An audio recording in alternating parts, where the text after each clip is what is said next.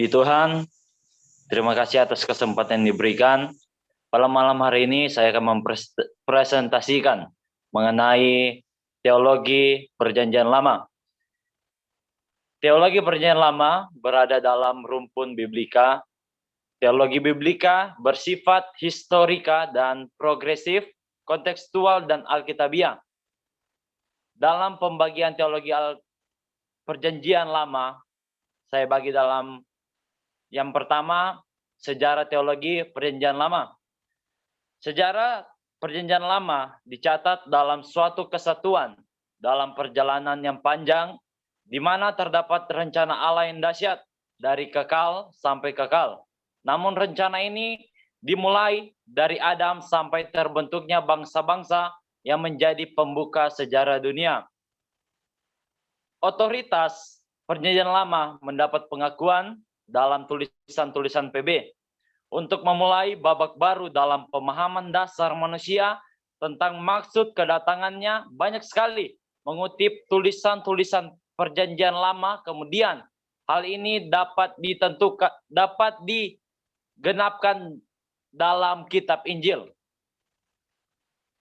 Kemudian dalam perkembangan teologi Perjanjian Lama dibagi dalam 3 fase, yaitu sebelum reformasi, di mana di sana terdapat peran dari komunitas Qumran yang mempengaruhi perkembangan teologi Perjanjian Lama, dan kemudian dalam zaman ini terdapat juga bidat marsionisme dan filsafat gnostik yang ikut ambil bagian dalam perkembangan teologi Perjanjian Lama sebelum masa reformasi. Setelah masa reformasi, di sana ada gerakan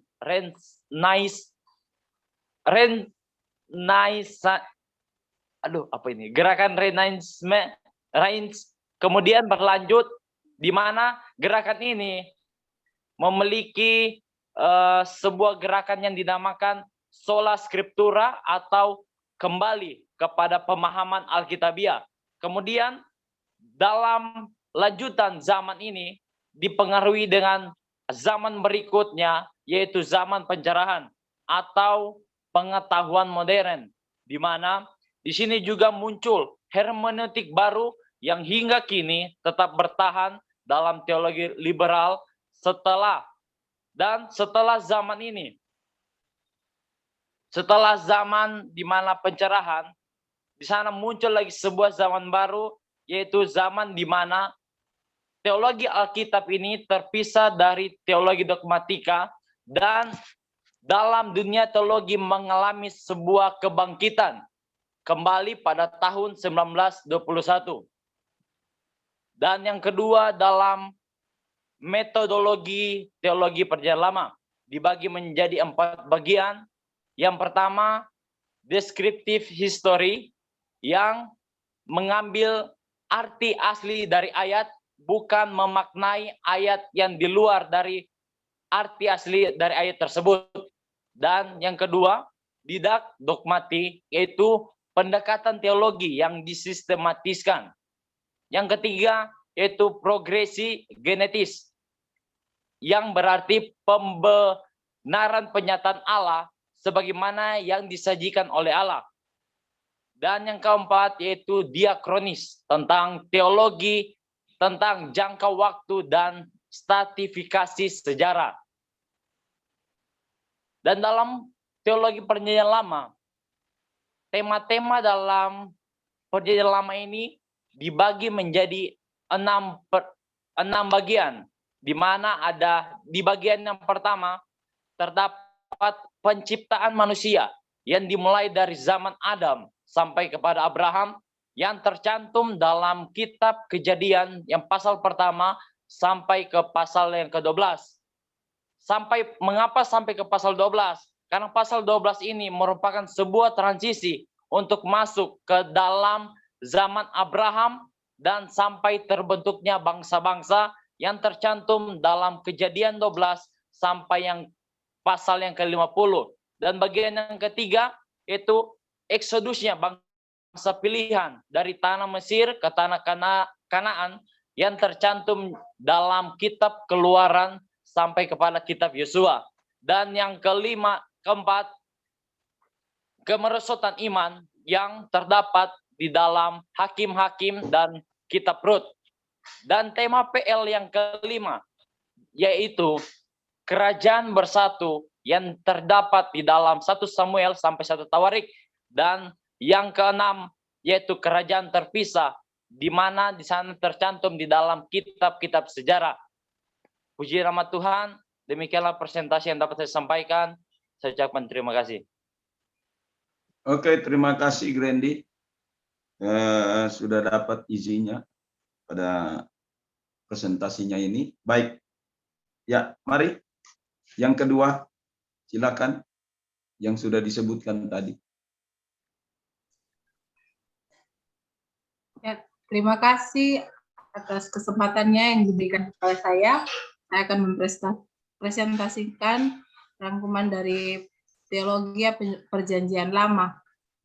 Sejarah Teologi Perjanjian Lama merupakan suatu periode dicatat oleh Alkitab, suatu perjalanan panjang akan rencana Allah yang dahsyat, dimulai dari penciptaan, dari Adam sampai kepada terbentuknya suatu bangsa yang besar, di mana kitab Perjanjian Lama ini dituliskan bahwa ini adalah ilham dari Allah, itu terdapat dalam Perjanjian Baru pun dicatat dalam Alkitab,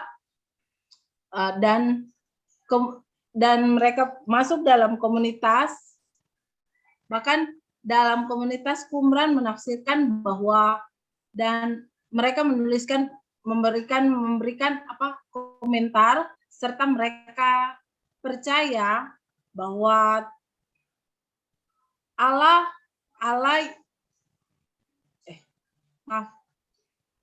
komunitas yang pertama adalah komunitas Qumran, terus menafsirkan dan menuliskan komentar serta mereka percaya. Dan komunitas yang kedua yaitu komunitas gereja mula-mula, bahkan mereka ada bidak Marcionisme, yaitu konsep berpikir bahwa Allah Perjanjian Lama berbeda dengan Allah yang di Perjanjian Baru. Dan dalam gerakan Renaissance, para tokoh sudah merupakan tafsir terhadap kitab suci dari zaman baru. Zaman pencerahan, yaitu yang pertama Kopernikus, bahwa matahari adalah pusat bumi dan pusat langit dan bukan bumi. Teologi Perjanjian Lama ada dibagi 4 metodologi yang dianggap begitu penting.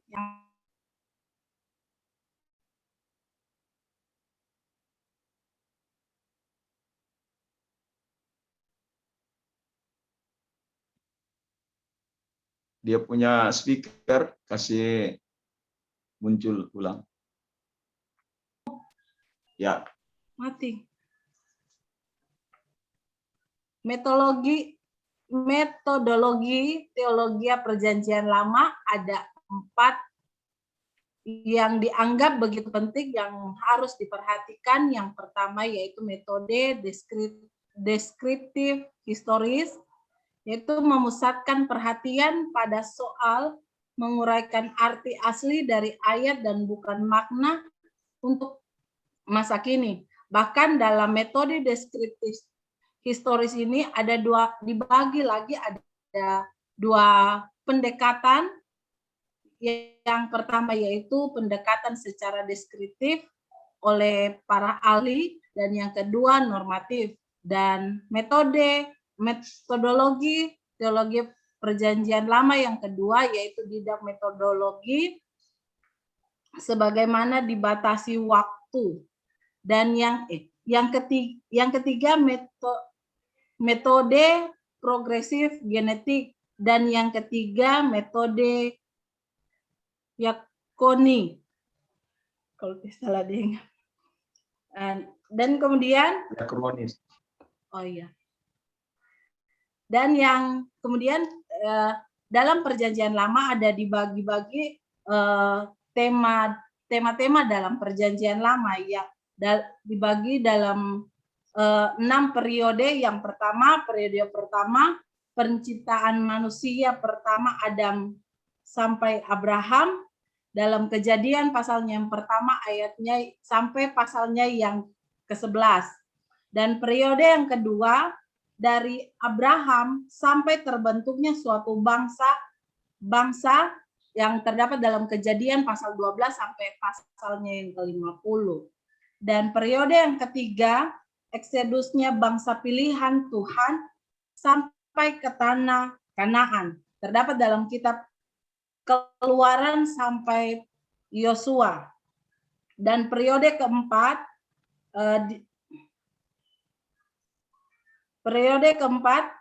di mana masa kemerosotan moral bangsa Israel yang terdapat dalam kitab Hakim-Hakim sampai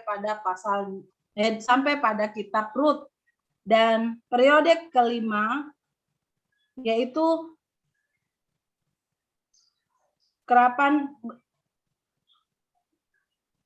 bersatu dan terdapat dalam kitab 1 Samuel sampai pada 2 Tawarik yang ditulis dalam kurung waktu kurang lebih 110 tahun. Dan yang periode ke-6 tema kerajaan terpisah di mana terpecah menjadi 2 kerajaan utara dan selatan. Di mana di sini letaknya berperannya para nabi-nabi yang ada. Terima kasih Om. Demikian presentasi saya. Ya. Oke, ya terima kasih. Sekarang kita dengar dari Meni Ndehayanto. Shalom, selamat malam Pak dosen dan para mahasiswa yang ada. Pada malam hari ini saya akan mempresentasikan teologi Perjanjian Lama. Letak mata kuliah Teologi Perjanjian Lama ada pada rumpun Biblika. Teologi Biblika bersifat historika, progresif, kontekstual, dan alkitabiah.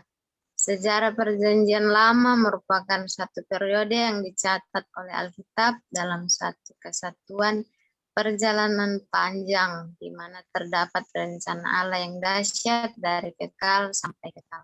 Adapun 3 subtopik yang akan dibahas pada saat ini dalam presentasi saya. Yang pertama, sejarah dan perkembangan teologi Perjanjian Lama. Yang kedua, multiwajah teologi Perjanjian Lama atau metodologi dari Perjanjian Lama. Yang ketiga, tema-tema Perjanjian Lama. Yang pertama, sejarah dan perkembangan teologi Perjanjian Lama. Kita mengikuti perkembangan ilmu teologi Perjanjian Lama sebelum reformasi. Yang pertama, kita melihat peran dari komunitas Qumran, di mana percaya bahwa nubuatan-nubuatan Perjanjian Lama dinyatakan atau dinubuatkan melalui pemimpin gereja saja. Sedangkan bagi komunitas gereja mula-mula, nubuatan Mesias digenapi dalam diri Kristus Yesus. Yang kedua, bidat marcionisme. Ya, pada intinya bidat marcionisme ini berkaitan dengan filsafat gnostik. Yang ketiga, gerakan realistis yang mencakup 1 zaman reformasi sampai pietisme, yang mana ada 2 hal di situ, mencakup teologi yang ajarannya bersumber kepada Alkitab dan dasarnya adalah Alkitab. Yang kedua, teologi dikandung oleh Alkitab itu sendiri. Yang kedua, zaman pencerahan yang memuat beberapa tokoh. Yang pertama, Kopernikus tahun 1473 sampai 1543 yang mengatakan bahwa matahari adalah pusat alam semesta. Yang kedua, Sir Isaac Newton tahun 1642 sampai 1727, di mana alam berputar menurut hukum alam saja. Yang ketiga, Lord Hibbert atau Thomas Holmes tahun 1588 sampai 1679, yang mana mengatakan Alkitab digolongkan sebagai dokumen tua. Keempat, Bangkitan Kembali Teologi Perjanjian Lama tahun 1921. Poin yang kedua, metodologi teologi Perjanjian Lama. Ada 4 metodologi penting yang ditulis. Yang pertama, metode deskriptif history, mencakup 2 hal, yaitu melalui pendekatan deskriptif oleh ahli teologi biblika. Yang kedua, melalui pendekatan normatif yang dipakai oleh para ahli sistematika. Yang kedua, metode didaktik dogmatik, di mana metode tradisional dalam mengorganisir teologi perjanjian lama yang disistematiskan atau disederhanakan. Yang ketiga, metodologi progresif genetis, yaitu pembebaran pernyataan Allah sebagaimana disajikan oleh Allah.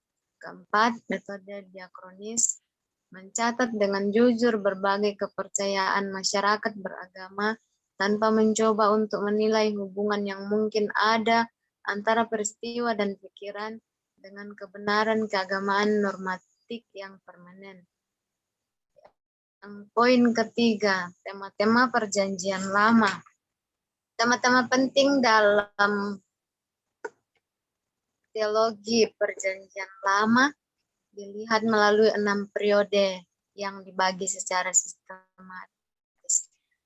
Yang pertama, periode pertama temanya penciptaan Allah, penciptaan manusia pertama, yaitu Adam sampai Abraham, tercatat dalam Kejadian 1 sampai pasal yang ke-11. Yang kedua, temanya Abraham hingga terbentuknya suatu bangsa, tercatat dalam Kejadian pasal 12 sampai 50, di mana menceritakan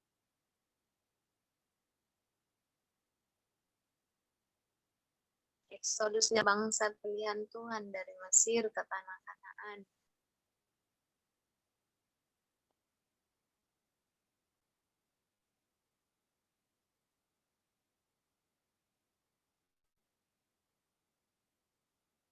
Ya, mungkin ada kendala di jaringan. Oke, baik. Silakan. Dalam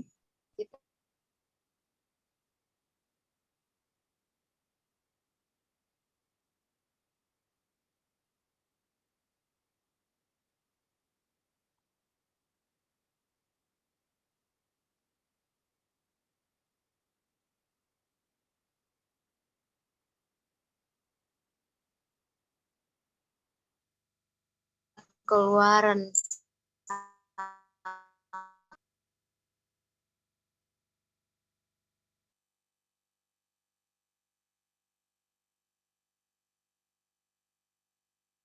Apa suara saya didengar nih?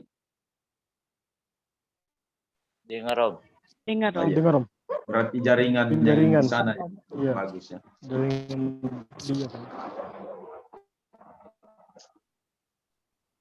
Kita pada tunggu lagi. Saya ulang, yang pertama, 3 hal penting yang diterima Musa, ilmu kepemimpinan rohani. Yang kedua, mendapatkan undang-undang atau hukum Torah yang terbagi menjadi hukum moral, hukum yudisial, dan hukum seremonial, yaitu upacara-upacara dalam ibadah. Berikutnya didapatkan pewahyuan mengenai hari-hari raya, yaitu raya Paskah, Pentakosta, dan Pondok Daun, yang kemudian dijabarkan menjadi 7 bagian besar. Yang periode 4 temanya kemerosotan iman, dicatat dalam Hakim-Hakim dan Rut, mencatat tentang jatuhnya bangsa pilihan Tuhan. Yang kelima, periode 5 temanya kerajaan bersatu, dicatat dalam 1 Samuel sampai kitab 2 Tawarikh.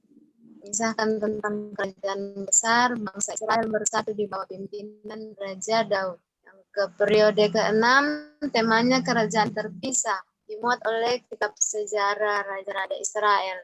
Kitab sejarah mencatat Israel terpecah menjadi dua bagian, yaitu utara dan selatan.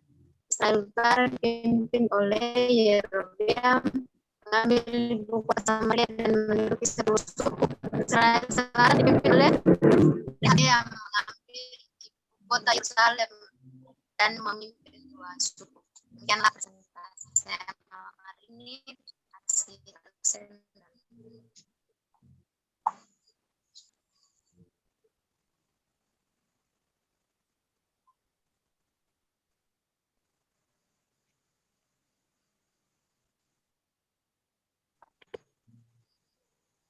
Ya, mungkin sudah selesai itu kayaknya.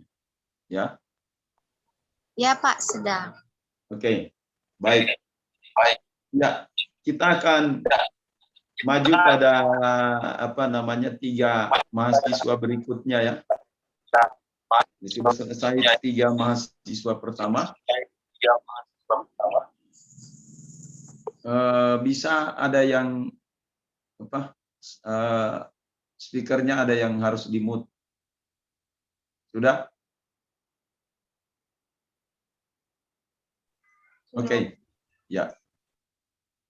3 mahasiswa pertama yaitu Stephen Aling, kemudian Devrin Kristianti, dan kemudian Yelina Penik. Ya. Oke, baik. Mulai dari Stephen Aling, silakan. Ya, terima kasih untuk presentasi saya mengenai teologi Perjanjian Lama.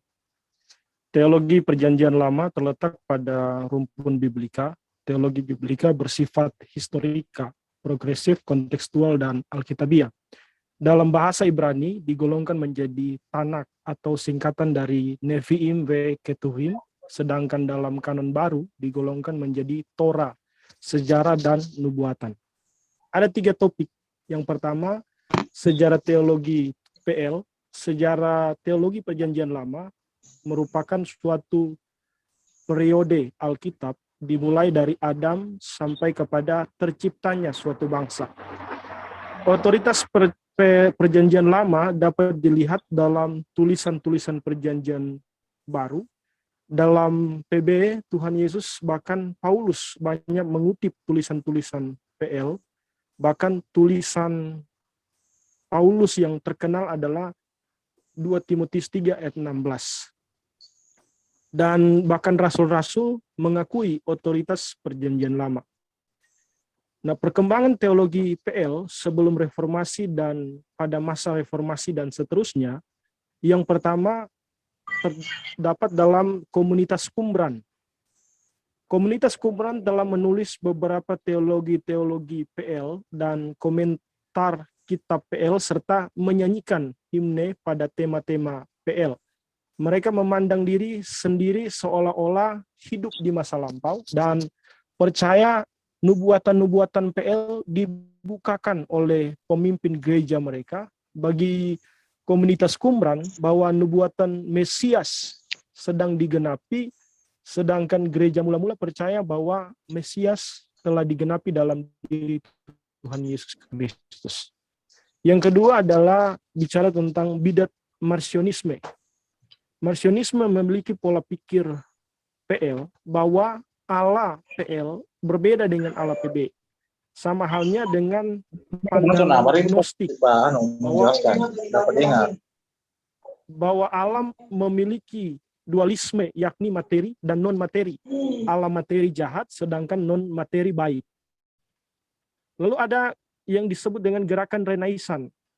Tetapi sebelum Renaisan, ada masa kegelapan di mana kekristenan sudah mengabaikan otoritas Alkitab. Mereka hanya bergantung pada perkataan bapak-bapak gereja. Dan pada Renaisan, para tokoh sudah melakukan tafsir terhadap kitab suci. Zaman reformasi, sampai Titisme, gerakan reformasi disebut dengan sola scriptura atau hanya berdasarkan Alkitab saja. Istilah teologi Alkitabiah dipakai dalam 2 arti. Yang pertama, teologi yang ajaran-ajarannya bersifat pada Alkitab dan dasarnya Alkitab. Dan yang kedua adalah teologi dikandung oleh Alkitab itu sendiri. Lalu ada yang namanya zaman pencerahan. zaman ini diawali dengan munculnya ilmu pengetahuan modern yang menentang teori-teori tradisional. Salah satunya yang pertama adalah teori Kopernikus tahun 1473 sampai 1543 yang mengatakan bahwa matahari adalah alam semesta, bukan bumi. Lalu ada yang kedua, Sir Isaac Newton, yang mengatakan bahwa alam berputar menurut hukum alam saja. Dan yang ketiga adalah Lord Herbert atau Thomas Hobbes yang menyingkirkan mujizat dalam alam. Nah, pada zaman pencerahan muncul hermeneutika baru, yaitu metode penelitian sejarah yang hingga kini bertahan pada teologi liberal. Pada dasarnya, rasionalisme diarahkan meninggalkan pandangan ortodoks tentang pengilhaman Alkitab. Dengan kata lain, Alkitab sebagai dokumen kuno. Perkembangan teologi setelah abad 19, setelah zaman pencerahan Alkitabiah, terpisah dari teologi dogmatik karena dipandang sebagai ilmu sejarah. Dan yang keempat adalah kebangkitan kembali teologi PL. Rudolf Kittel berbicara mengenai masa depan dari ilmu pengetahuan Perjanjian Lama. Kittel memberi penekanan pada kekurangan penelitian literal dan histori tentang PL. Perjuangan ini terjadi atas anti-rasisme terhadap orang Yahudi yang sebagai pelaku sejarah. Masuk kepada bagian kedua, yaitu metode teologi Perjanjian Lama. Yang pertama adalah metode deskriptif histori, yaitu menguraikan arti asli dari ayat dan bukan makna ayat itu pada masa kini. Yang kedua, melalui pendekatan normatif yang dipakai oleh ahli teologi sistematika. Mencari arti asli artinya memahami Alkitab sebagaimana dibatasi oleh waktu di lingkungan atau sosial, kultural di antara agama dan bangsa lain. Yang kedua adalah metode didaktik. Metode ini merupakan metode tradisional dalam mengorganisir teologi Perjanjian Lama dengan pendekatan yang dipinjam, misalnya ilmu tentang Allah. Yang kedua bicara tentang antropologi, bahkan bicara tentang keselamatan, soteriologi. Pada awal 20-an dipertahankan oleh Denton, yang salah satu karyanya yang terkenal adalah Pengetahuan Allah di Masa Israel Kuno, tahun 1968. Dan yang ketiga adalah metode genetis, yaitu pembenaran pernyataan Allah sebagaimana dibuktikan Allah yang dinyatakan dengan benar. Dimulai dari Nuh, Abraham, Musa, dan melalui Kristus, yang kesemuanya menunjukkan kebenaran organik atau anatomi Alkitab. Yang keempat adalah metode diakronis yang dikembangkan tahun 1930-an. Salah satunya oleh Gerhard von Red. Dia menceritakan ulang kerigma atau pengakuan PL yang terungkap melalui metode sejarah atau tradisi diakronis. Lalu yang masuk kepada bagian ketiga adalah tema-tema PL. Tema-tema PL dapat dilihat melalui 6 periode. Yang pertama, periode pertama adalah penciptaan manusia sampai kepada Abraham dalam Kejadian 1-12. Tema ini penting dikaitkan dengan Abraham karena pasal 12 ini merupakan transisi untuk masuk kepada periode kedua. Dan yang kedua adalah Abraham sampai terbentuknya bangsa dalam Kejadian 12-50.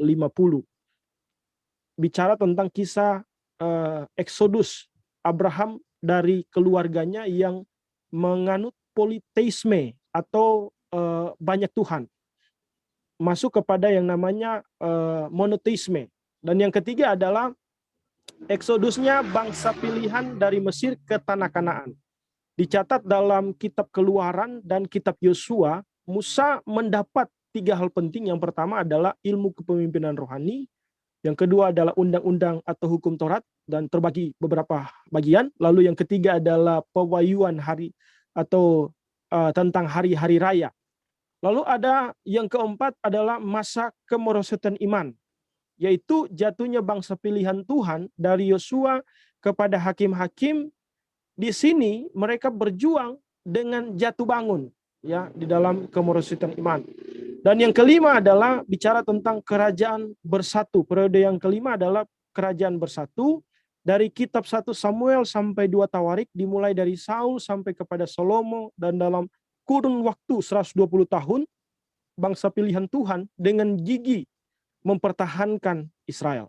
Dan yang ketiga, yang keenam, ya periode yang keenam adalah tema kerajaan terpisah, yaitu kitab sejarah raja-raja Israel memuat tentang bangsa Israel terpisah menjadi dua kerajaan. Pertama adalah kerajaan dipimpin oleh Yerobeam dan mengambil Samaria sebagai kota. Lalu yang kedua adalah kerajaan selatan menjadi dua suku, yang jadi kerajaan utara ada 10 suku, yang kerajaan selatan menjadi dua suku yang dipimpin oleh Rehabeam Yerusalem. Jadi masa ini nabi-nabi berperan untuk mengingatkan bangsa Israel sampai masuknya peran yang baru, di mana kisah Yesus Kristus yang disingkirkan, yang dikisahkan, ya kisah Yesus Kristus yang dikisahkan dalam perjanjian baru. Puji Tuhan, terima kasih. Ini presentasi saya. Oke, terima kasih Steven sudah mempresentasikan. Sekarang kita dengarkan Devrin Kristianti. Silakan. Ya, terima kasih Om untuk kesempatan. Pada malam hari ini saya mau mempresentasikan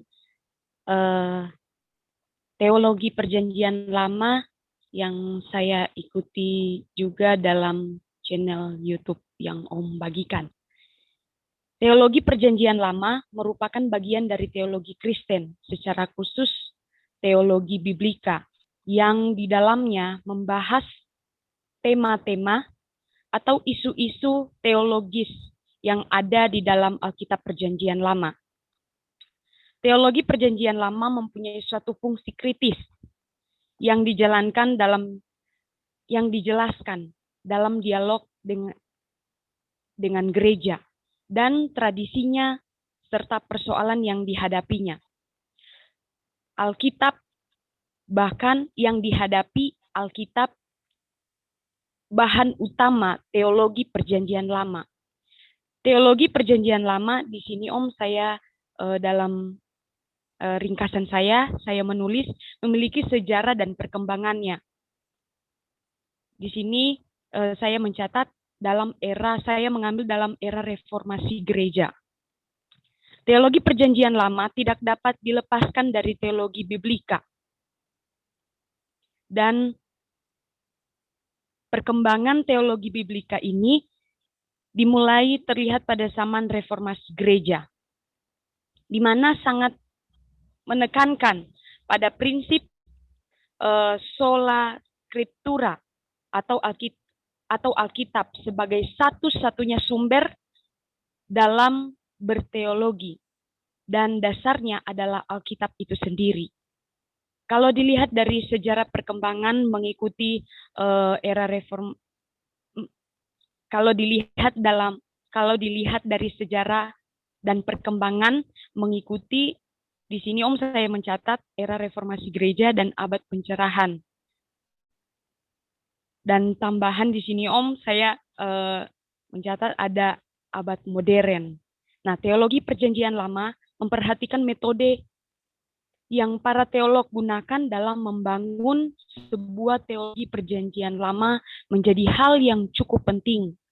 Kita dapat mengeluarkan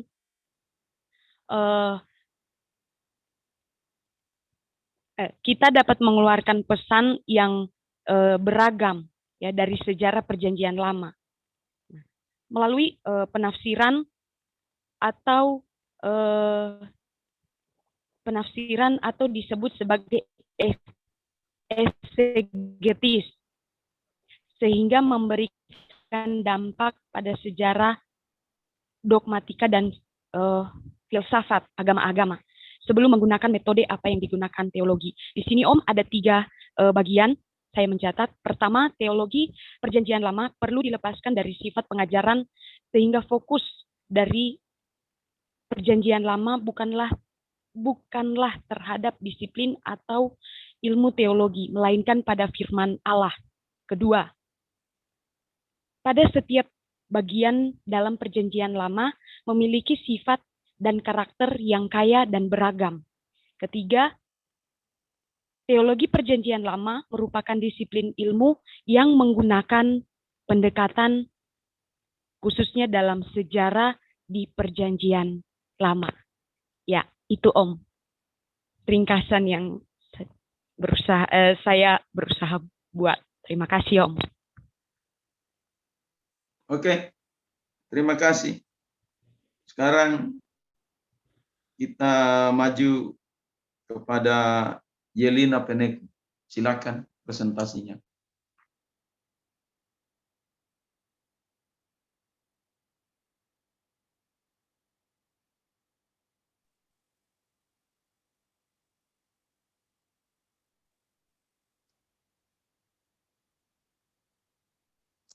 Ya.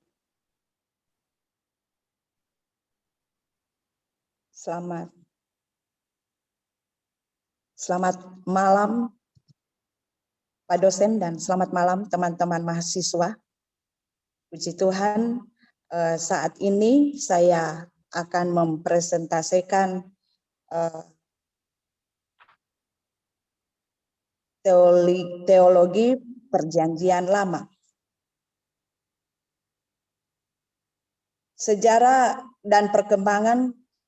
Tentang sejarah dan perkembangan teologi Perjanjian Lama.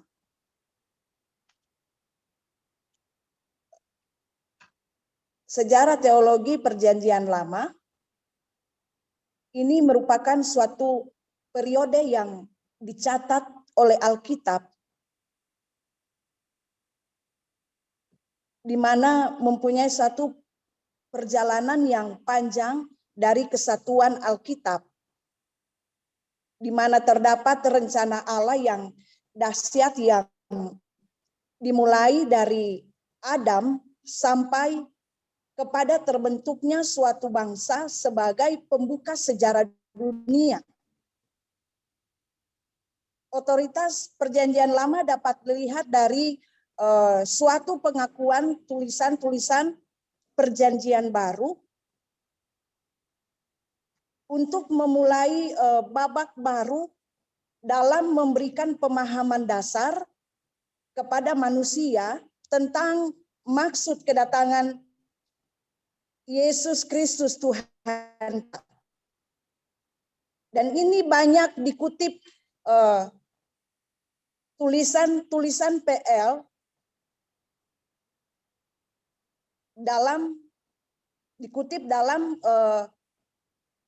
Perjanjian Baru, dan kita dapat menemukannya dalam kitab Injil. Juga Rasul Paulus, sang misioner, dia adalah seorang penulis kitab Perjanjian Baru yang paling banyak ia mengatakan tentang tulisan-tulisan Perjanjian Lama. Salah satunya terdapat dalam 2 Timotius 3 ayat yang ke-16, di mana disebut dalam teks aslinya Passagrafe Theophius, yang berarti segala tulisan adalah nafas Allah, ilham Allah. Ya, Theopneustos ya. Jadi ya. Iya, minta maaf Pak. Terus, silakan. Jadi tulisan Perjanjian Lama juga adalah Theopneustos, ilham Allah.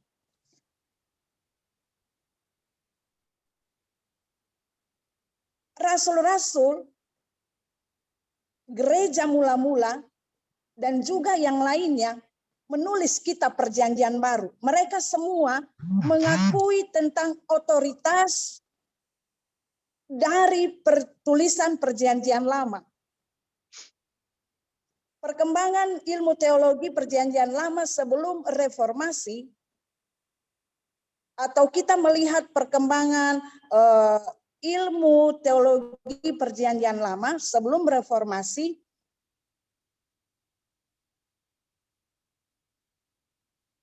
yang pertama di mana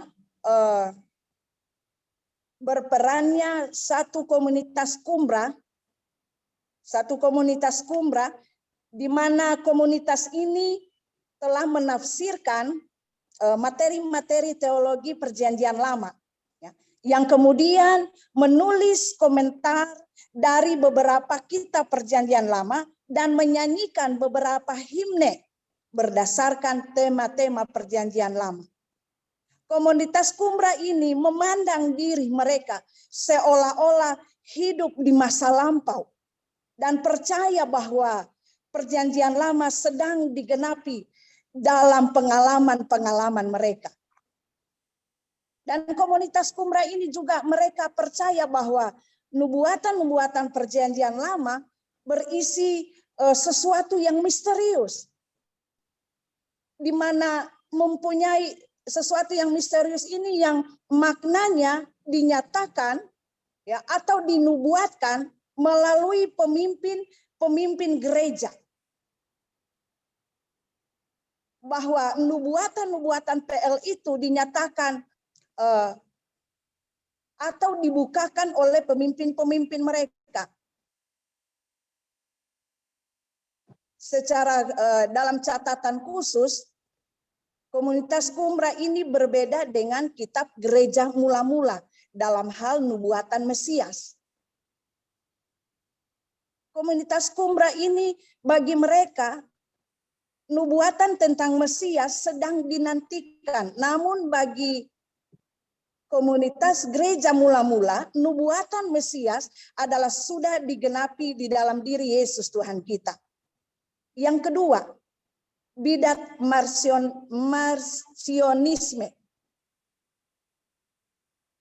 Bidat marcionisme ini mempunyai satu konsep pemikiran terhadap Perjanjian Lama, di mana Allah Perjanjian Lama sama sekali berbeda dengan Allah Perjanjian Baru. Dan pandangan teologi Perjanjian Lama ini ada kaitannya dengan filsafat Gnostik, di mana Gnostik menganggap bahwa Allah memiliki dualisme atau Gnostik menganggap bahwa Allah memiliki dualisme, yaitu materi dan non-materi. Allah secara materi adalah jahat, itu menurut pandangan filsafat Gnostik. Yang ketiga, gerakan Renaissance, di mana gerakan ini, sebelum gerakan ini ada masa kegelapan, di mana masa kekristenan sudah mengabaikan otoritas Alkitab. Mereka hanya bergantung pada kata Bapak Gereja, sedangkan pada masa Renaissance tidak. Dan dalam sejarah perkembangan teologi Perjanjian Lama, kita akan membahas beberapa bagian. Yang pertama, metodologi teologi Perjanjian Lama. Yang kedua, tema-tema Perjanjian Lama. Dalam bagian metodologi teologi Perjanjian Lama, ada 4 hal yang penting. Yang pertama, metode deskriptivi historis, ya, di mana ahli teologi Alkitabiah harus memusatkan perhatian pada soal menguraikan arti asli dari ayat dan bukan makna ayat itu untuk masa kini. Yang kedua, metode didaktik dogmatika. Metode ini merupakan metode tradisional dalam mengorganisir teologi Perjanjian Lama dengan pendekatan yang dipinjam teologi dogmatik yang sistematis saja. teologi atau ilmu tentang Allah atau teologi proper, antropologi tentang manusia, dan soteriologi yaitu keselamatan. Metode ini digunakan oleh Lawrence Bauer tahun 1796.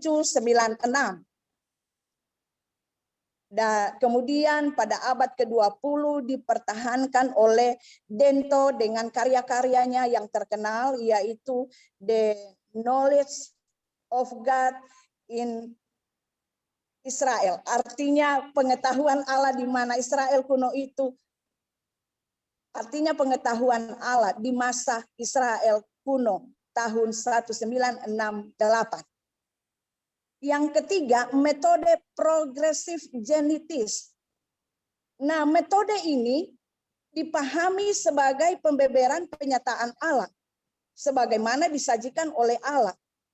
Perkembangan historis dari penyataan Allah dibuktikan dalam periode dan era-era penyataan ilahi yang ditetapkan secara benar sesuai dengan garis-garis pemisah dibuat oleh penyataan itu sendiri. Penyataan ilahi yang berpusat pada perjanjian yang Allah buat dengan Nuh, Abraham, Musa, dan melalui Kristus yang kesemuanya menunjukkan kebenaran organik dan anatomi dari Alkitab. Yang keempat, metode diakronis. Metode diakronis ini mengemukakan teologi tentang jangka waktu dan stratifikasi sejarah bangsa Israel secara berturut-turut dengan penekanan pada tradisi yang menyangkut pengalaman dan kepercayaan masyarakat agama secara berturut-turut.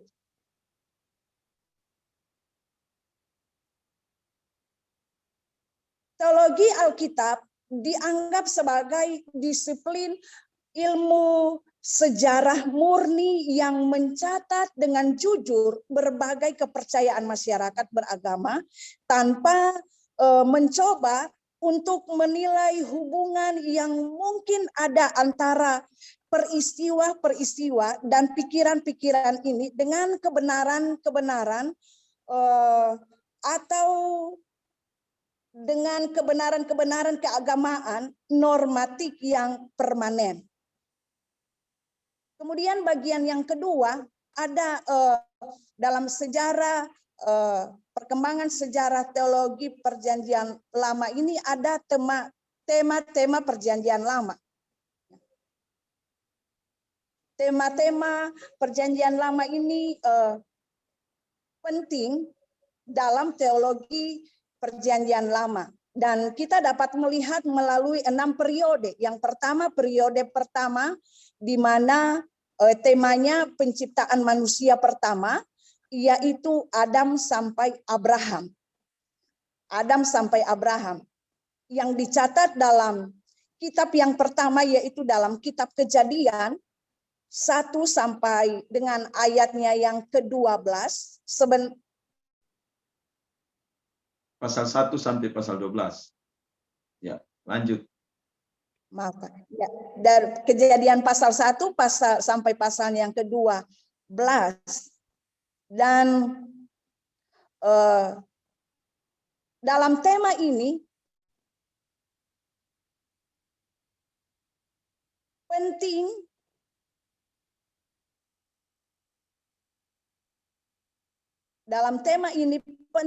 yang penting adalah penciptaan manusia pertama sampai dikaitkan dengan Abraham. Ini memiliki maksud yang penting. Jadi pasal 12 di dalam Kejadian itu merupakan transisi dari tema pada periode yang berikutnya, yaitu periode kedua. Periode kedua ini temanya dari Abraham hingga terbentuknya suatu bangsa. Dan ini dicatat dalam Kejadian 12 sampai Kejadian 50.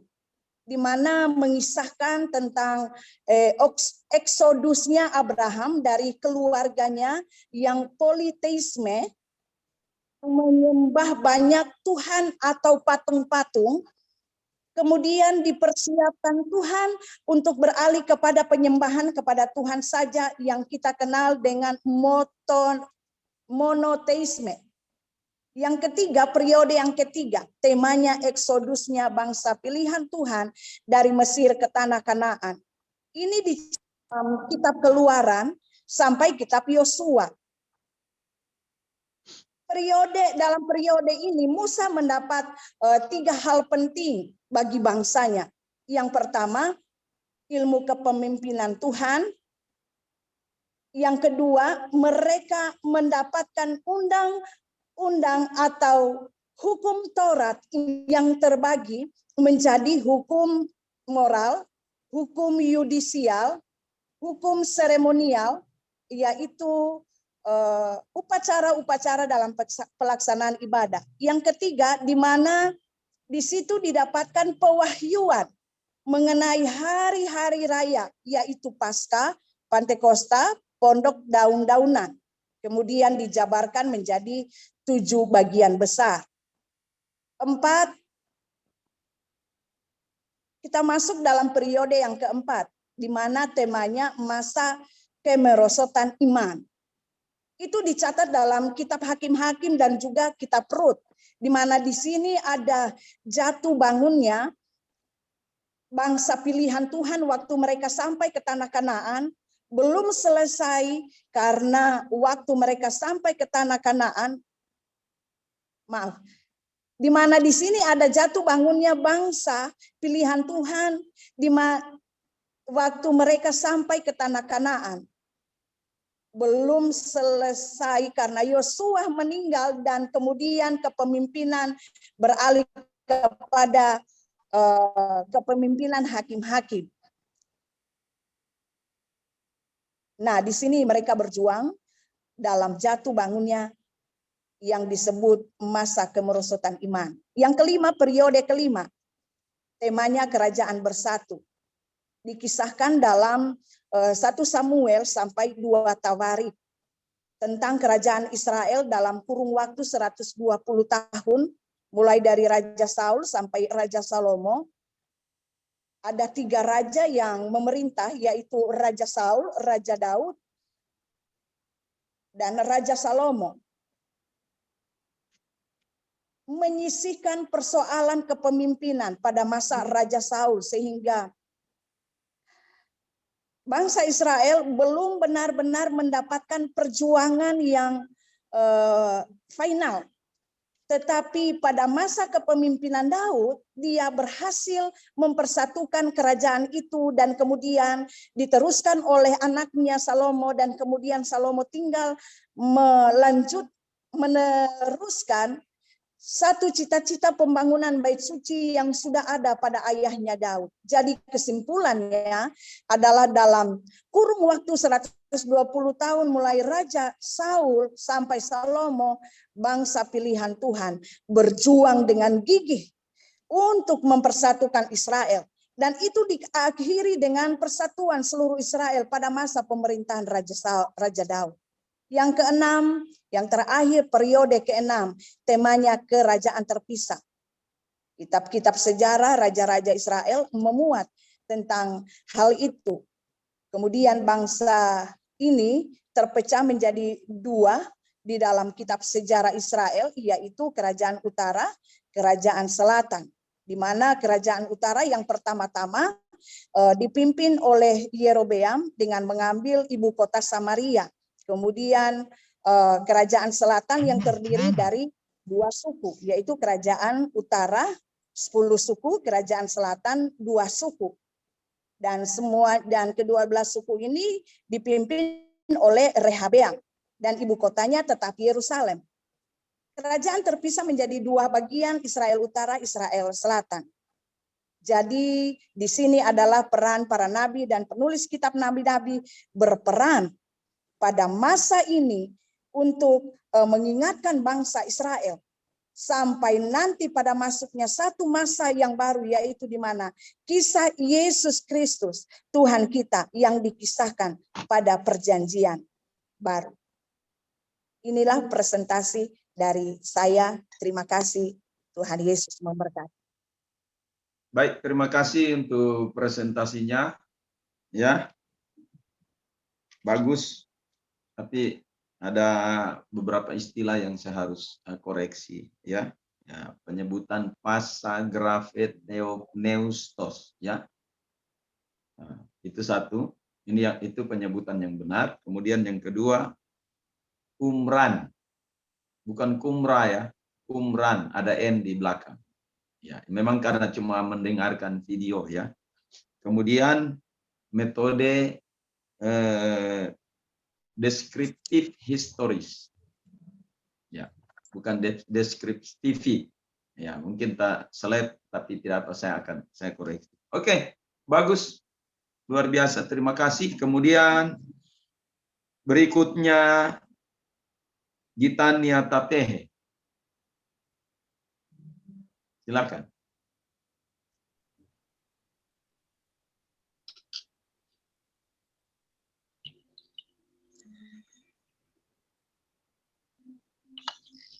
Terima kasih atas kesempatan yang diberikan. Di sini saya akan memaparkan hasil dari ringkasan saya, yaitu teologi Perjanjian Lama. Teologi Perjanjian Lama terdapat pada rumpun biblika, yaitu progresif, kontekstual, dan alkitabiah, yang dalam kanon Ibrani digolongkan menjadi Tanakh, yaitu Torah, Nevi'im, Ketuvim. Dalam sejarah Perjanjian Lama, terdapat rencana Allah yang dahsyat dari kekal sampai kekal. Sejarah dimulai dari Adam hingga terbentuknya bangsa-bangsa sebagai pembuka sejarah dunia. Dalam tulisan Rasul Paulus yang terkenal, ia menuliskan bahwa Alkitab adalah nafas Allah atau tulisan Allah. Segala tulisan Allah adalah suatu hal yang ilham dari Allah. Sebelum masa reformasi terdapat 3 fase, yaitu komunitas Qumran, di mana mereka menafsirkan teologi Perjanjian Lama, yaitu memandang diri sendiri seolah hidup di masa yang lampau. Perjanjian Lama adalah hal yang misterius. Perjanjian Lama dinyatakan atau dibukakan oleh para pemimpin gereja mereka pada saat itu. Dalam komunitas Qumran, mereka memandang Mesias sebagai sedang dinantikan, sedangkan pada gereja mula-mula, mereka memandang atau menganggap Mesias telah digenapi dalam Yesus Kristus. Yang kedua adalah bidat marsionisme, yaitu Allah Perjanjian Lama dan Allah Perjanjian Baru itu berbeda. Hal ini berhubungan dengan filsafat gnostik, di mana gnostik menganggap bahwa Allah memiliki dualisme, yaitu materi dan non-materi, di mana materi itu bersifat jahat. Yang ketiga adalah gerakan Renaissance, di mana para tokoh melakukan tafsir pada kitab suci.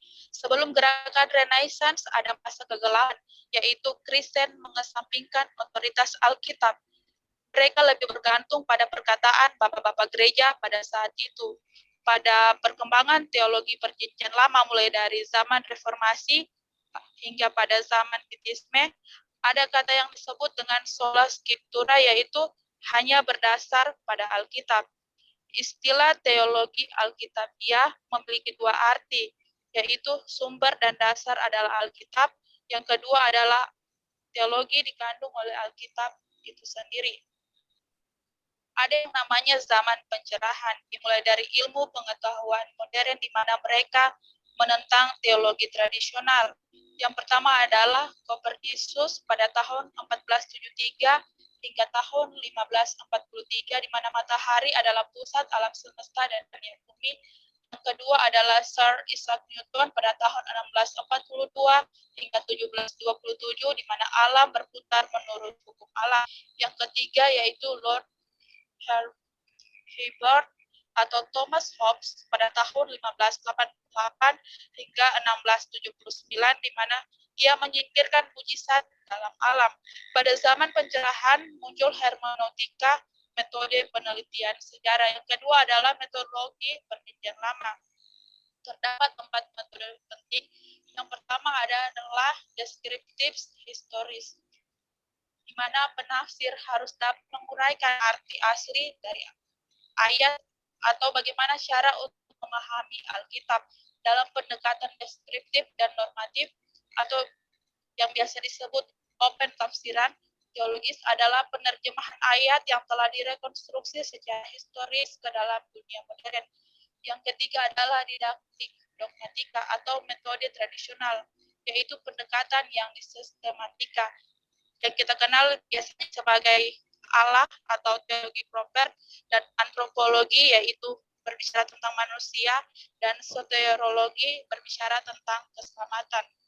Sketsa ini dipakai oleh Lawrence Bauer pada tahun 1796 pada abad yang ke-20 dan dipertahankan oleh Denton, yang karyanya yang terkenal yaitu berbicara tentang pengetahuan Allah di masa Israel lampau. Yang ketiga adalah progresif genesis, yaitu berbicara tentang pembebaran penyataan Allah dibuktikan, yang telah dibuktikan bagaimana penyataan ilahi, bagaimana perjanjian Allah dimulai dari Nuh, Abraham, Musa hingga Kristus.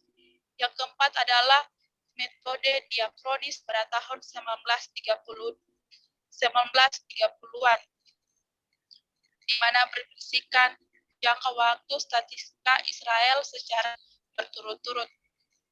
Yang berikut adalah tema-tema perjanjian lama. Terdapat 6 periode. Periode pertama berbicara tentang penciptaan manusia mulai dari Adam hingga Abraham, yang terdapat dalam Kejadian pasal yang pertama hingga pasalnya yang ke-12. Dalam pasal 12 terdapat masa transisi periode, di mana pada pasal yang ke-12 hingga pasal yang ke-15 itu dalam masa transisi tersebut mulai dari Abraham hingga terbentuknya suatu bangsa, di mana Abraham dan keluarganya menganut politisme, yaitu mereka menyembah banyak-banyak patung dan juga Tuhan. Kemudian dipersiapkan Tuhan untuk mereka menjadi monoteisme, yaitu menyembah hanya satu Tuhan. Periode yang ketiga yaitu Exodus, yaitu berbicara tentang bangsa pilihan Tuhan, mulai dari keluarnya bangsa Israel, mulai dari Mesir hingga Kanaan. Dan di sini Musa mendapat ilmu penting. Yang pertama berbicara tentang ilmu kepemimpinan rohani, yang kedua mendapat undang-undang atau hukum Torah, di mana yaitu hukum moral, judisial, seremonial, yaitu tentang cara pelaksanaan ibadah. Dan yang ketiga, Musa mendapatkan hari raya, yaitu berupa Paskah, Pentakosta, dan Pondok Daun. Yang keempat adalah periode kemerosotan imam, mulai dari hakim-hakim dan Rut, berbicara tentang jatuh bangunnya bangsa pilihan Tuhan.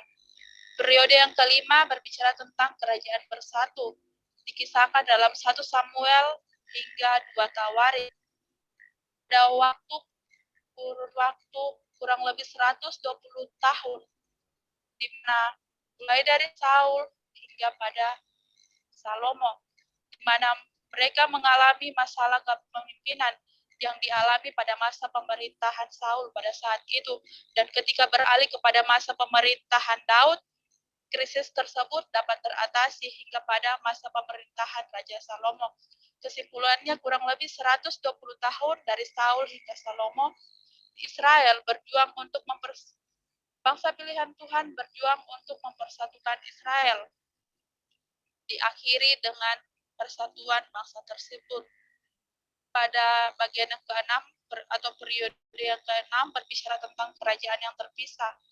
Di sini kerajaan Israel terbagi atas 2 bagian, yaitu kerajaan utara dan kerajaan selatan, di mana kerajaan utara dipimpin oleh Yerobeam dengan ibu kota Samaria, dan kerajaan selatan yaitu yang dipimpin oleh Rehabeam dan ibu kotanya adalah Yerusalem, dengan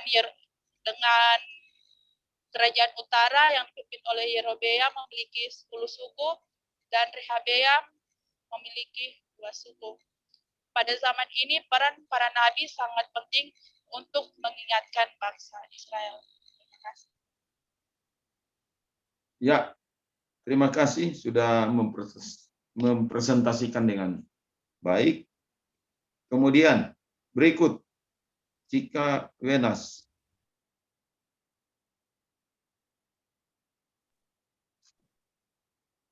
Puji Tuhan, terima kasih untuk kesempatan yang diberikan kepada saya. Sebelumnya, saya memohon maaf kepada Pak dosen, agak sedikit lambat mengaktifkan kamera, tadi masih dalam perjalanan pulang dari ada acara angkatan. Ya, puji Tuhan, terima kasih. Pada malam hari ini saya akan mempresentasikan hasil apa yang saya dapat melalui video yang sudah kita lihat bersama-sama yang sudah dibagikan oleh Bapak dosen. Dan saya mengambil beberapa materi dari internet dan beberapa hasil diskusi dari beberapa teman tadi waktu ada kegiatan.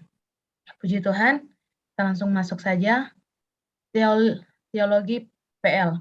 PL merupakan suatu perjalanan panjang dari kesatuan Alkitab yang dimulai dari Adam sampai terbentuk suatu bangsa sebagai pembuka dari sejarah dunia. Otoritas Perjanjian Lama dapat dilihat dari tulisan-tulisan Perjanjian Baru.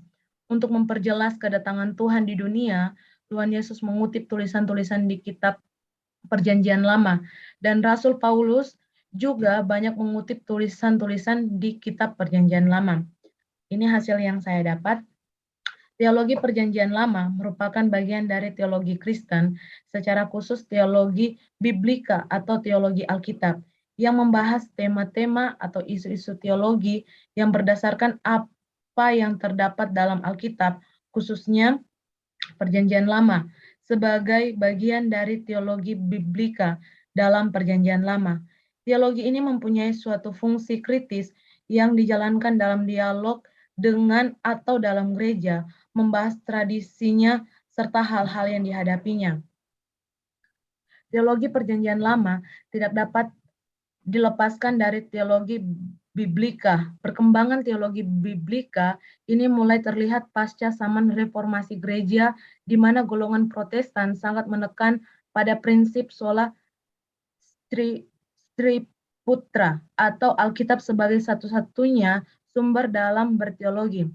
Dalam periode ini, teologi biblika dipahami sebagai sebuah teologi yang ajaran-ajarannya bersumber pada Alkitab dan dasarnya adalah Alkitab, dan juga dipahami sebagai teologi yang dikandung oleh Alkitab itu sendiri.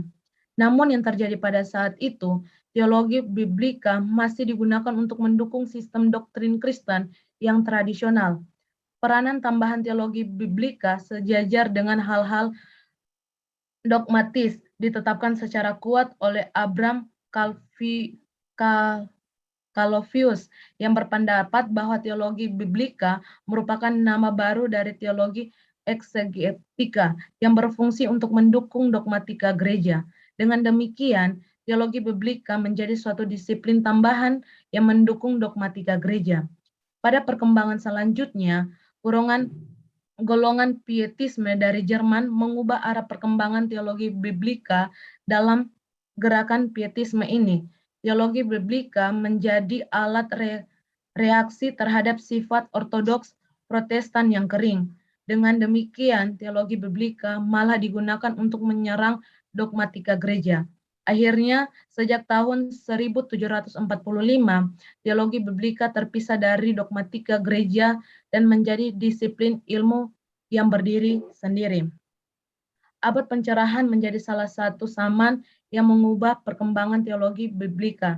Di antaranya adanya reaksi rasionalisme terhadap supernaturalisme, sehingga perkembangan tersebut menghasilkan bentuk penafsiran dengan menggunakan metode penelitian sejarah.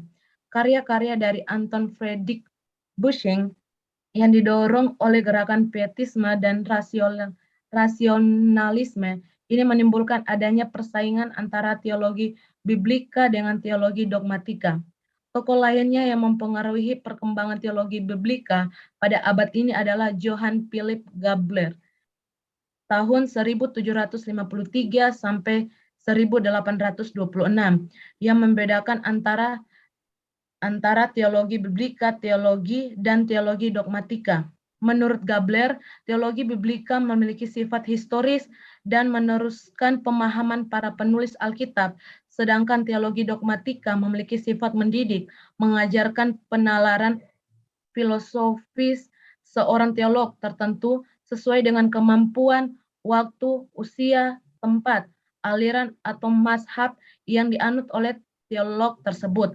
Pendapat ini kemudian dikembangkan lagi oleh Georg Lorenz Bauer tahun 1755 sampai 1806 yang memisahkan teologi biblika menjadi teologi Perjanjian Lama dan teologi Perjanjian Baru atas dasar penelitian sejarah yang memperlihatkan perbedaan tema teologis yang ada dalam Perjanjian Lama dengan Perjanjian Baru. Pasca abad pencerahan, terbit beberapa jilid buku teologi Perjanjian Lama yang isinya membahas disiplin ilmu tersebut dari pendekatan masing-masing sesuai dengan zamannya, tidak lagi menggunakan pendekatan historis seperti yang berkembang pada periode-periode sebelumnya. Pendekatan pertama-tama berkembang adalah pendekatan filsafat yang menjauhkan teologi Perjanjian Lama dan rasionalisme. Pendekatan kedua adalah pendekatan dengan menggunakan ilmu pengetahuan Alkitab yang konservatif yang muncul bersamaan dengan mazhab sejak sejarah keselamatan. Pendekatan ini menempatkan kembali Perjanjian Lama sebagai awal atau pembuka sejarah keselamatan manusia yang kemudian dilanjutkan di dalam Perjanjian Baru. Pendekatan berikutnya yang berkembang adalah sejarah agama-agama yang menghancurkan kesatuan Perjanjian Lama dan dianggap sebagai koleksi bahan-bahan dari periode yang berdiri sendiri dan isinya hanya berupa refleksi beragam dari bangsa Israel. Perang Dunia Pertama telah mengubah banyak tatanan masyarakat di dunia, termasuk bagi teologi Perjanjian Lama yang memasuki masa kebangunan kembali. Era ini ditandai dengan terbitnya buku ikonik yang berjudul Theologisches des Alten Testament yang mengkaji Perjanjian Lama berdasarkan sejarah, tata bahasa, dan mengkombinasikan sejarah perkembangan agama Israel dengan sejarah faktor-faktor teologis tertentu dari iman Perjanjian Lama. Pada dekade 1930, teologi Perjanjian Lama memasuki periode keemasan ketika Elins dan L. Kohler menggunakan susunan Allah, manusia, keselamatan sebagai kerangka untuk menyusun ulang tema-tema teologis yang dapat diambil dari Perjanjian Lama. Periode ini juga menempatkan teologi Perjanjian Lama dalam teologi dialektik. Teologi dialektik yang juga dikenal sebagai teologi neo-ortodoks menempatkan penafsiran Alkitab bukan sekedar masalah kritik historis, tetapi juga menghubungkan dengan para saksi yang melihat pewahyuan Alkitab secara nyata dalam dunia. Tokoh yang berperan besar dalam teologi dialektika adalah Karl Barth. Dalam Perjanjian Lama, kita akan menemukan sejarah penciptaan Adam dan Hawa, dan juga yang telah kita bahas melalui video dan pemaparan saya tentang teologi Perjanjian Lama, kita akan melihat sejarah bangsa Israel. Puji Tuhan, demikianlah presentasi saya, teolog Perjanjian Lama. Oke, terima kasih. Ya, rupanya Cikawenas mengambil sumber dari sumber lain, tapi tidak mengapa, itu untuk memperkaya kita semua pada kesempatan ini. Tadi sumbernya itu dari Wikipedia ya. Ya, dari Wikipedia. Jadi nanti juga diberitahukan kepada teman-teman bahwa itu sumber dari Wikipedia. Oke. Cuma tadi seharusnya harus apa namanya ini? Dilanjutkan dengan metode ya. Ya. Oke, itu bagus untuk memperkaya kita. Ya. Kalau tadi khusus dia membahas tentang sejarah Perjanjian Lama. Oke. Terima kasih, Tuhan memberkati. Berikut Febri Ahi, silakan.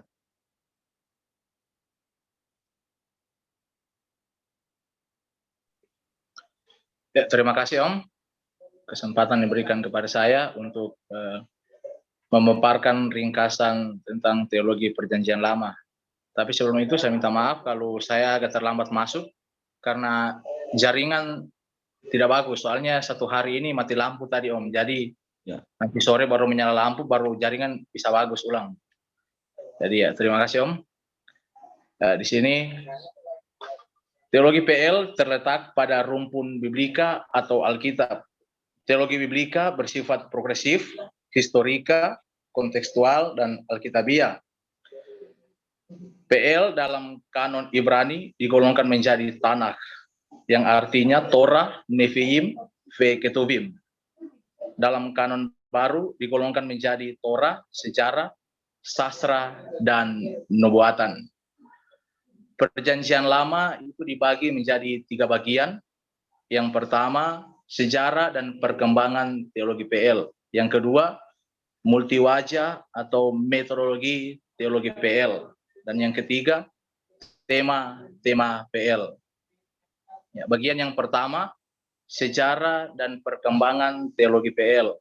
Sejarah teologi PL atau Perjanjian Lama merupakan suatu periode yang dicatat oleh Alkitab, yang merupakan suatu perjalanan yang panjang di mana terdapat rencana Allah yang dahsyat dan luar biasa, yang dimulai dari Adam sampai dengan terbentuknya suatu bangsa.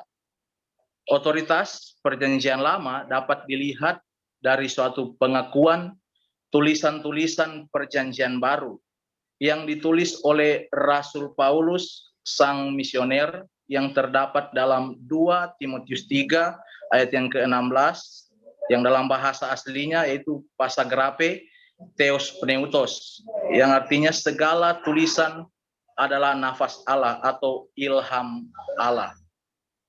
Nah, dalam sejarah dan perkembangan teologi PL, di sini saya bagi menjadi 4. Yang pertama, perkembangan teologi PL sebelum reformasi. Asal mula teologi PL harus dikaitkan dengan komunitas Qumran.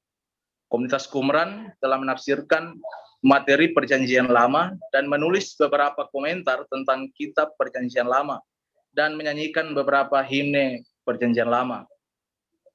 Bagi komunitas Qumran, nubuatan tentang Mesias sementara dinantikan, sedangkan gereja mula-mula nubuatan tentang Mesias sudah digenapi di dalam diri Yesus. Bidat Marcionisme. Konsep pemikiran Marcionisme terhadap Perjanjian Lama, Allah dalam PL berbeda dengan Allah dalam PB. Pandangan teologi ini ada kaitannya dengan filsafat gnostik, di mana Allah memiliki dualisme, yaitu materi dan non-materi, di mana Allah materi adalah Allah yang jahat. Gerakan Renaissance. Sebelum masa Renaissance, ada masa kegelapan, di mana komunitas Kristen tidak lagi bergantung pada otoritas atau hakikat Alkitab. Mereka hanya bergantung kepada bapak-bapak gereja. Sedangkan pada masa Renaissance, di mana para tokoh sudah menafsir kitab suci. Dan bagian yang kedua yaitu zaman reformasi. Salah satu penekanan masa reformasi adalah sola scriptura, yang berarti hanya berdasarkan Alkitab saja. Gereja reformasi memberi sumber pada perkembangan teologi Alkitabiah yang bersifat Alkitab, yang menafsirkan Alkitab. Istilah teologi Alkitabiah dipakai dalam 2 arti. Yang pertama, ajarannya bersumber pada Alkitab itu sendiri. Dan yang kedua, teologi dikandung oleh Alkitab itu sendiri. Yang ketiga, zaman pencerahan. Zaman ini diawali dengan munculnya pengetahuan modern yang berhasil menentang teori-teori tradisional tentang alam semesta. Di antaranya, yang pertama, Kopernikus pada tahun 1473 sampai tahun 1543 yang mengatakan bahwa matahari adalah pusat alam semesta, bukan bumi. Yang kedua, Sir Isaac Newton pada tahun 1642 sampai tahun 1727 yang mengatakan alam berputar melalui hukum alam saja. Yang ketiga, Lord Hever atau Thomas Home tahun 1588 sampai tahun 1679 menyatakan menyingkirkan mujizat di dalam sejarah dan alam. Pada masa pencerahan ini muncul hermeneutik baru, yaitu metode penelitian sejarah yang hingga kini tetap bertahan dalam teologi liberal. Zaman teologi dialek pada abad ke-19. Setelah zaman pencerahan, teologi Alkitab terpisah dari teologi dogmatika karena dipandang sebagai disiplin ilmu sejarah. Yang keempat, kebangkitan kembali teologi PL. Pada tahun 1921, rasa tertarik kepada teologi PL bangkit kembali. Bagian yang kedua yaitu multiwajah atau metodologi teologi Perjanjian Lama. Metodologi teologi Perjanjian Lama dibagi menjadi empat. Yang pertama, metode deskriptif, histori. Ahli teologi Alkitab harus memusatkan pada soal menguraikan arti asli dari ayat dan bukan makna ayat itu untuk masa kini. Yang pertama, melalui pendekatan deskriptif oleh ahli teologi biblika. Dan yang kedua, melalui pendekatan normatif yang dipakai oleh para ahli teologi sistematika. Metode yang kedua yaitu metode didaktik dogmatika. Ini merupakan metode tradisional dalam mengorganisir teologi PL yang dipinjam dengan pendekatan dogmatik yang disistematiskan. Dan yang ketiga, metode yang ketiga yaitu metode progresif genetis. Metode ini dipahami sebagai pembeberan pernyataan Allah sebagaimana disajikan oleh Allah sendiri. Dan metode yang keempat yaitu metode diakronis. Metode ini dikembangkan sekitar tahun 1930-an. Salah seorang pencipta metode ini adalah Gerhard Vollrath. Ia berusaha menceritakan kembali grigma atau pengakuan Perjanjian Lama yang terungkap lewat sejarah metode diakronis. Bagian yang ketiga yaitu tema-tema PL. Tema-tema penting dalam teologi Perjanjian Lama dapat kita lihat melalui 6 periode yang dibagikan secara sistematis sebagai berikut. Periode yang pertama yaitu penciptaan manusia pertama, yaitu dimulai dari Adam sampai Abraham. Itu tercatat dalam kitab Kejadian pasal 1 sampai kitab Kejadian pasal yang ke-12. Periode yang kedua yaitu dari Abraham yang dimana dikenal seorang keluarga Abraham ini ada penyembah banyak Allah atau monoteisme sampai pada terbentuknya suatu bangsa-bangsa. Itu tercatat dalam Kejadian 12 sampai pada Kejadian yang terakhir atau Kejadian 50. Periode ketiga itu eksodusnya bangsa pilihan Tuhan dari Mesir ke tanah Kanaan. Itu tercatat dari kitab Keluaran sampai kitab Yosua. Periode keempat, masa kemerosotan iman. Itu tercatat dalam kitab Hakim-Hakim sampai pada Rut. Periode kelima, kerajaan bersatu dalam kitab 1 Samuel sampai kitab 2 Tawarikh. Dan periode yang terakhir yaitu kerajaan terpisah menjadi 2, yaitu kerajaan Israel Utara dan kerajaan Israel Selatan. Yang dipimpin oleh Yerobeam dan Rehabeam. Si Tuhan, inilah presentasi yang saya dapat paparkan malam hari ini. Tuhan berkati. Oke, terima kasih untuk presentasinya. Saya pikir yang hadir malam ini ada 9 ya. Iya, Bunda April yang Bunda Anu yang ada Om. Bunda ini istrinya Om Joni. Oh iya. Ada ibadah tadi Om. Ini. Meninggalkan kedudukan Ya, nanti dia harus presentasi juga ini nanti. Ya, bagaimana caranya? Atau dia buat video sendiri atau bagaimana ya? Silakan. Jadi saya berikan kesimpulan untuk presentasi pada malam hari ini. Semuanya sudah mengikuti videonya dengan baik dan kemudian diringkas ya sesuai dengan 3 pokok penting pada kesempatan ini. Jadi saya ini beri nilai A semua ini. Tapi ada yang plus, ada yang A biasa, dan ada yang minus. Ya, jadi 3. Makasih Om. Ya. Tapi saya mau lagi ini diringkas sampai karakternya itu bisa mencapai atau memenuhi komentar di YouTube. Bisa ya. Jadi ringkasan tadi diringkas, kasih seringkas-ringkasnya sehingga bisa